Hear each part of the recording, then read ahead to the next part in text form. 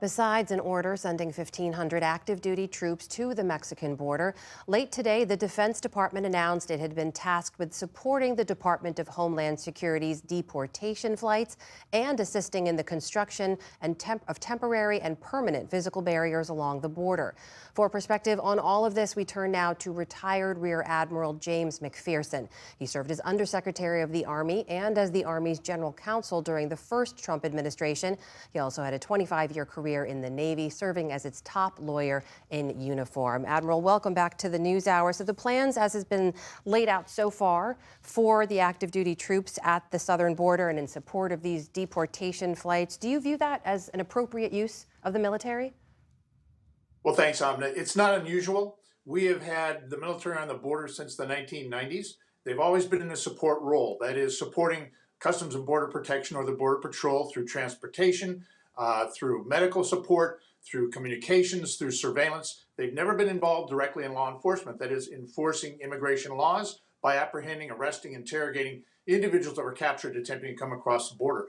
It's my understanding that this current deployment will keep with that previous mission. In other words, these troops will be in support of Customs and Border Protection. They will not be engaged in law enforcement. Now, that may change dramatically in the days to come based upon the executive orders that the president signed Monday afternoon. And based on that executive order, I know there are a lot of questions because senior military officials did go on to say they anticipate many additional missions ahead. What could those entail? Could U.S. military troops be asked to arrest migrants at the border, to try to stop them from crossing? And would that be appropriate? Well, to try to stop them from crossing, the answer is yes. Those two orders, the first one declared a national emergency at the southern border. That's not unusual either. The president did that in 2019 during Trump 1, and as a result of that could transfer funds to board what we know was the border wall. But this national emergency has wording that wasn't included in that first one in 2019 that attempts to preclude the legal challenges that were brought against that transfer of funds. More importantly was the second executive order he signed, which directed Northern Command, that is the geographical combatant commander for North America, Mexico, United States, Canada, to change what's called their Unified Command Plan. That's a plan that sets forth the mission, the responsibilities of what a combatant commander does. And they were specifically directed to change their Unified Command Plan to now include sealing the border, maintaining the sovereignty of the United States, and repelling invasion.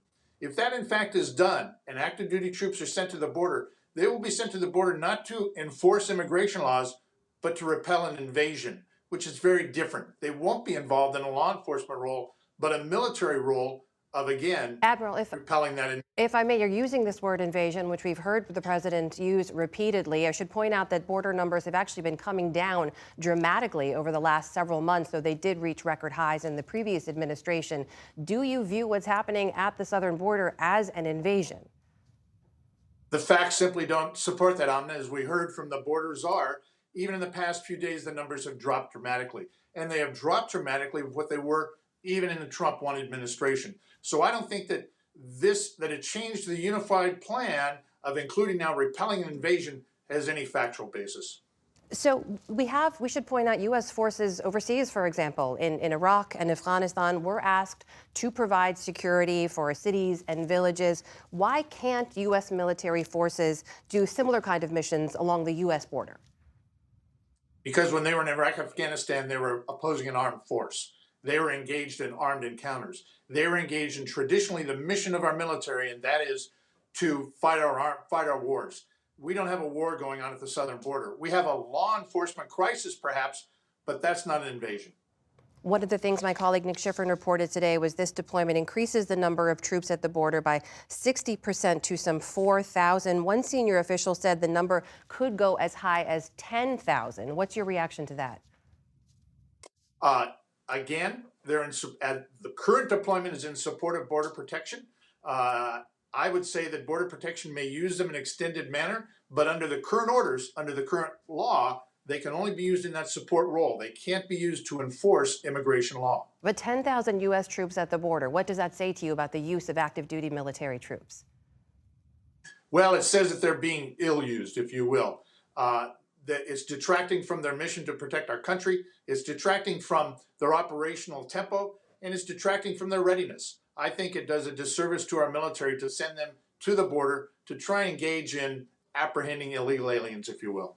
Finally, Admiral, we know that the President has directed the incoming Secretary of Defense and incoming Homeland Security Chief to report back within 90 days if they think that the Insurrection Act should be invoked. That's an 1807 law that would allow U.S. troops to be used in civilian law enforcement on U.S. soil. What's your reaction to that?